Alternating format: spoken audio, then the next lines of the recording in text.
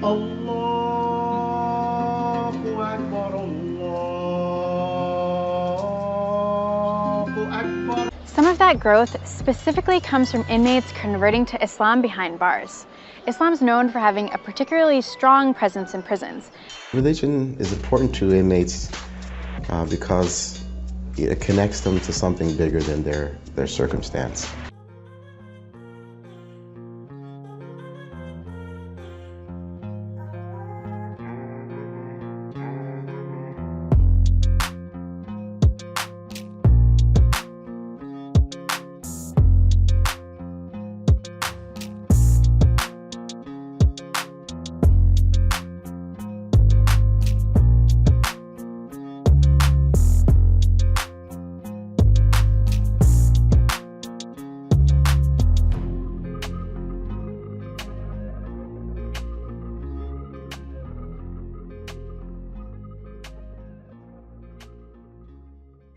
And religious expression is a barometer for how Islam has evolved within the US penitentiary system. Hey guys, I'm Shreen, and today we've traveled to Solano Prison in Vacaville, California to explore how the world's fastest growing religion has had to fight to find a home in prison. Being in prison isn't necessarily that type of situation to where, you need to join a group to be safe. Hasn't been my experience. But I would say being a part of a community in prison is definitely beneficial in that regard.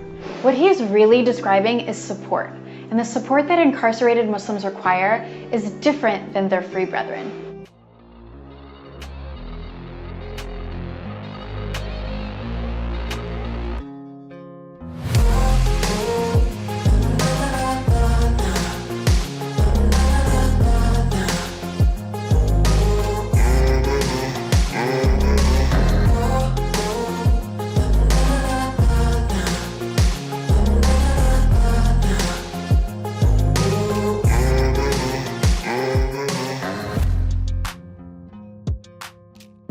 When I became Muslim, I was given a set of principles. Do this, don't do that. When in doubt, don't.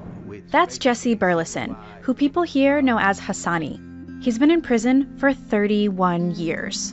Hassani is one of the practicing Muslims at Solano Prison, and they're part of the millions of people behind bars in the US.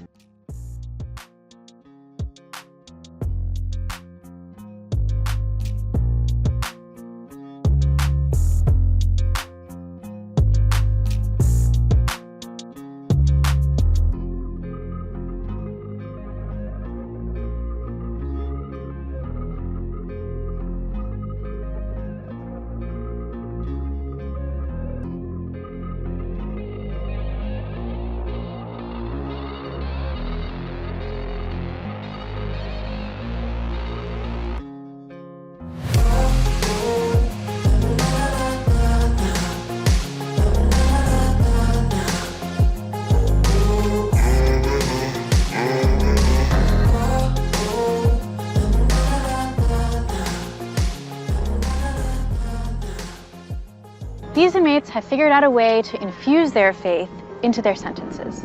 One of the things that started me seeking something different was I was looking at the people that were around me who were older than I was, who had been in prison longer than me, and who had been on that same negative, self-destructive path, and me not being satisfied with what I was seeing in them. And at that time, I started going to religious services. It didn't matter if it was Muslim, Christian, Jewish. I went seeking a better way, and I believed in God, so I know that the only way I was going to change was through God.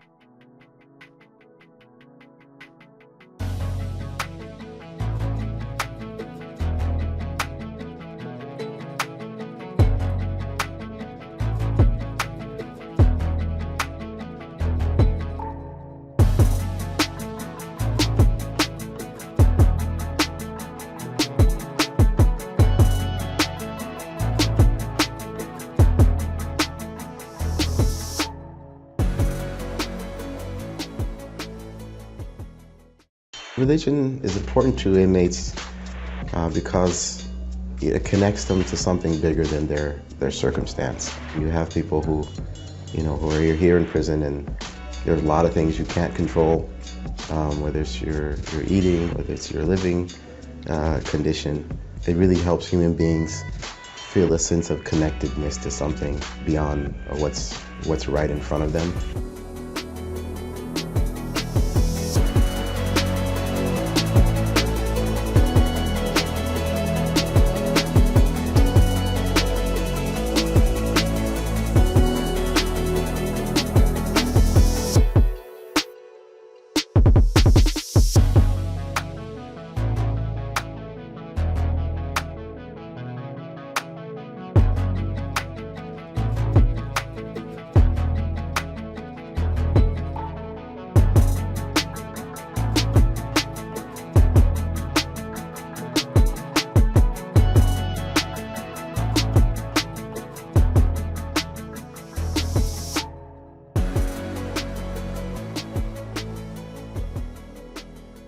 What makes those statistics resonate more is knowing how difficult it was to get Islam accepted as a recognized religion within some prisons. The prison administration, through their custody officers, wouldn't allow groups of Muslims to congregate over 3. And when they did, they would break them up. People couldn't gather in groups to teach and to practice the religion. Islam and Muslim organizations in prisons, for the most part, are seen to be powerful because they've been there a long time. They have challenged the status quo of the prison system itself, legally and physically.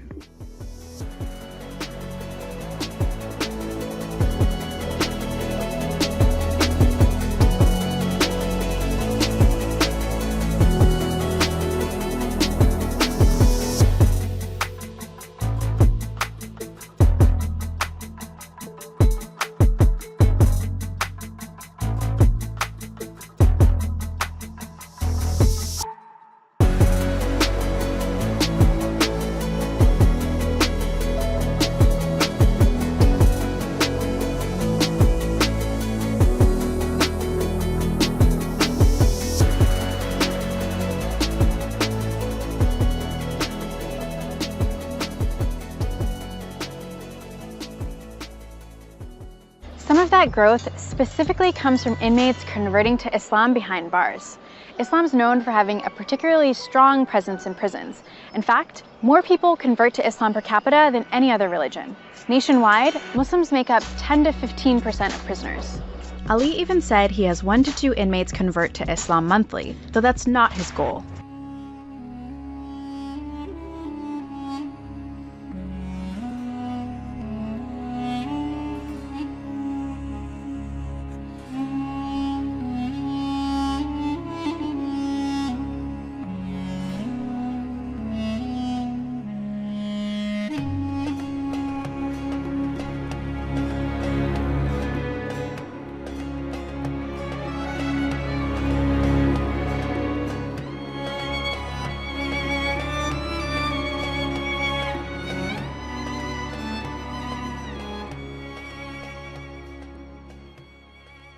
Max, his narrative is prominent, and so that attracts people toward Islam.